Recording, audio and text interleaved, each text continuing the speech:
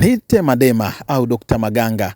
Leo nimekuja na faida nzuri kabisa. Nimekuja kukuonesha dawa ambayo inaweza ikakusaidia wewe mwenye changamoto ya mizimu pamoja na majini. Wewe ambaye mwenye changamoto ya nyota yako imefifia, nyota yako imechafuka, mwili wako umepoteza muonekano, umepoteza mvuto, bahati zako zimepotea, lakini unasumbuliwa na uchawi ndani ya mwili wako, unasumbuliwa na madhonge mabaya, nuksi na mikosi zimekuwa zikikuandama.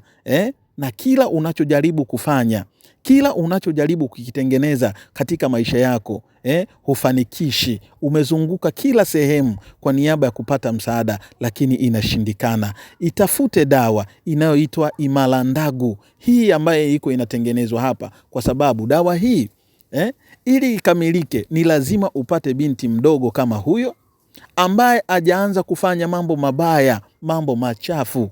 Sawa? Ndiyo anatakiwa aiandae dawa hii, aikate na kuitengeneza. Hiyo ndio ruksa kwa niaba ya wewe kuweza kutumia. Tofauti na hapo ni ngumu. Dawa hii Imalandagu inakwenda kukusaidia. Ndagu zako zote mbaya katika maisha yako zinakwenda kuisha kabisa. Misukosuko ya kukosa kazi, misukosuko ya kuchukiwa na matajiri, kuchukiwa na mabosi, yanakwenda yote kuisha. Lakini mizimu yako itafunguka, majini wako watafunguka, nyota zako zitafunguka, ndoto zitafunguka. Kila aina ya baraka ambazo ulizokuwa unazikusudia katika maisha yako zinakwenda kufunguka kabisa. Hii ni dawa, sio utani. Hii ni dawa, ni dawa kweli kweli, na inafanya kazi na inasaidia watu, na watu wamepona wengi kupitia dawa hii. Ulikuwa unateseka katika masuala ya biashara, njoo itumie hii dawa. Itafute dawa Imalandagu, itakwenda kukusaidia kabisa, na mambo yako yote yatakwenda kukaa vizuri na yatakwenda kunyooka. Kama ulikuwa unasumbuliwa na matambiko, mizimu asili inakusumbua, itumie hii dawa kwa uwezo wa Mwenyezi Mungu. Kama we ni mganga, wateja wamekata katika kilinge chako, itafute hii dawa, uwe unaoga asubuhi na jioni. Kwa uwezo wa Mwenyezi Mungu mambo yako yanakwenda kukaa sawa. Wagonjwa watakuja tena katika ofisi yako, kwa sababu mbaya siku zote ni ndugu yako, mbaya ni rafiki yako, anayekula na wewe, anayecheka na wewe.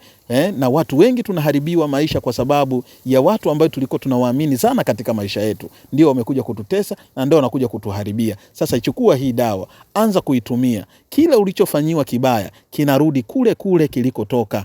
Chochote kibaya ulichofanyiwa kinarudi kule kule. Kama ulitabiriwa umaskini, ulitabiriwa dhiki, njaa, tabu, zote zinarudi kule kule. Wewe unabaki kuwa vizuri na maisha yako yanakwenda kukaa vizuri. Utafanya biashara vizuri, sawa, na mambo yako yote yatakwenda kukaa vizuri. Lakini pia sijasahau, kuna wale wakaka, kuna wale wadada, imekuwa ni tabu kuoa na kuolewa.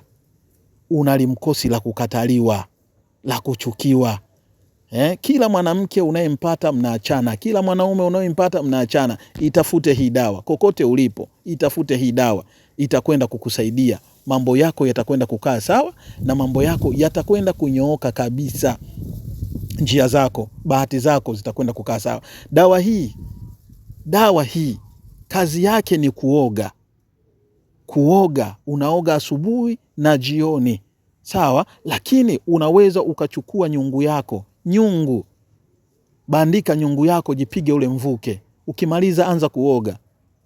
Baada ya hapo utakuja kunishukuru na utakuja kunikumbuka. Dawa zipo na zinatibu na zinafanya kazi. Lakini je, dawa hizo zinaandaliwa vipi? Usiseme nimehangaika kwa waganga. Je, dawa zinaandaliwa vipi? Dawa hii haiandaliwi kienyeji. Mtoto kama huyo ndio anaiandaa dawa.